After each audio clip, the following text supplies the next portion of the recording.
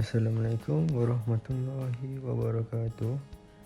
Saya Muhammad Ridwan bin Nurizan, KID 2011104161 daripada Diploma Pendidikan Islam semester 4 ingin membincangkan tentang topik hadis marfu. Okey, yang pertama sekali, hadis marfu menurut bahasa merupakan isim maf'ul dari perkataan rafa'a, iaitu mengangkat, dan ia sendiri bererti yang diangkat. Suatu hadis itu dinamakan marfu kerana disandarkannya kepada yang memiliki kedudukan tinggi, iaitu Rasulullah.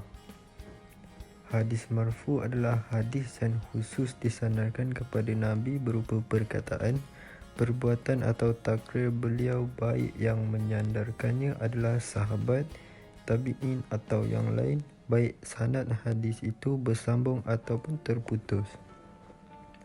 Berdasarkan takrifan di atas, hadis marfu itu ada yang sanadnya bersambung, ada yang terputus. Dalam hadis marfu ini tidak dipersoalkan sama ada ia memiliki sanad dan matan yang baik atau sebaliknya.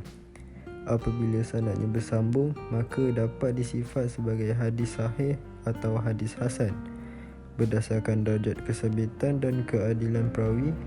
Bila sanadnya terputus, hadis tersebut disifatkan dengan hadis dhaif mengikut perawi. Seterusnya, pembahagian hadis. Daripada definisi di atas, hadis marfu terdapat 8 jenis, iaitu perkataan, perbuatan, takrir dan sifat. Manakala setiap satu itu terbahagi kepada dua pula, iaitu marfu secara tasrih, yang ini tegas dan jelas, dan marfu secara hukum. Marfu secara hukum maksudnya adalah isinya tidak terang dan tegas menunjukkan marfu, namun dihukumkan marfu kerana bersandar pada beberapa petunjuk. Seterusnya, perkataan marfu tasrih, seperti perkataan sahabat, aku mendengar Rasulullah bersabda begini, atau Rasulullah menceritakan kepadaku begini, atau Rasulullah bersabda begini, atau dari Rasulullah bahwasanya bersabda begini, atau yang semisal dengan itu. Seterusnya, perkataan yang marfu secara hukum, seperti perkataan dari sahabat yang tidak mengambil dari cerita Israiliyat berkaitan dengan perkara yang terjadi di masa lampau, seperti awal penciptaan makhluk, berita tentang para nabi, atau berkaitan dengan masalah yang akan datang seperti tanda-tanda hari kiamat dan keadaan di akhirat. Dan di antaranya pula adalah perkataan sahabat, kami diperintahkan seperti ini, atau kami dilarang untuk begini, atau termasuk sunnah adalah melakukan begini. Seterusnya, perbuatan marfu tasrih, seperti perkataan seorang sahabat, aku telah melihat Rasulullah melakukan begini. Nama saya pula Muhammad Anas bin Muhammad Fazli. Nombor matrik saya KID 2104040003. Perbuatan marfu' secara hukum. Poin yang pertama, seperti perbuatan sahabat yang tiada celah berijtihad di dalamnya, yang menunjukkan perbuatan itu bukan dari sahabat semata, melainkan dari Rasulullah SAW. Poin yang kedua, sebagaimana dalam riwayat Al-Bukhari, Ibnu Abbas radhiyallahu an berbuka puasa dan mengqasarkan solat dalam perjalanan sekitar 80 km.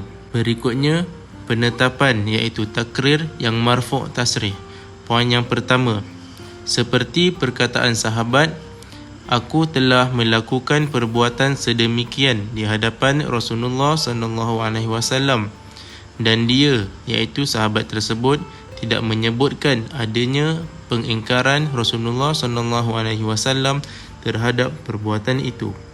Seterusnya, penetapan yang marfu' secara hukum, iaitu seperti perkataan sahabat, ialah para sahabat sebegini atau sedemikian pada zaman Rasulullah SAW.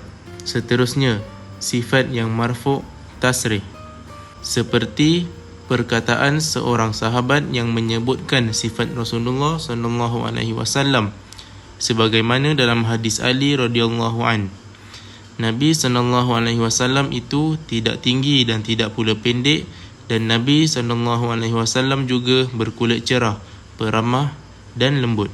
Seterusnya, sifat yang marfu' secara hukum.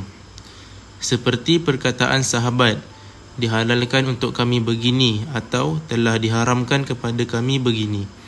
Ungkapan ini secara zahirnya menunjukkan bahawa Nabi SAW menghalalkan dan mengharamkan.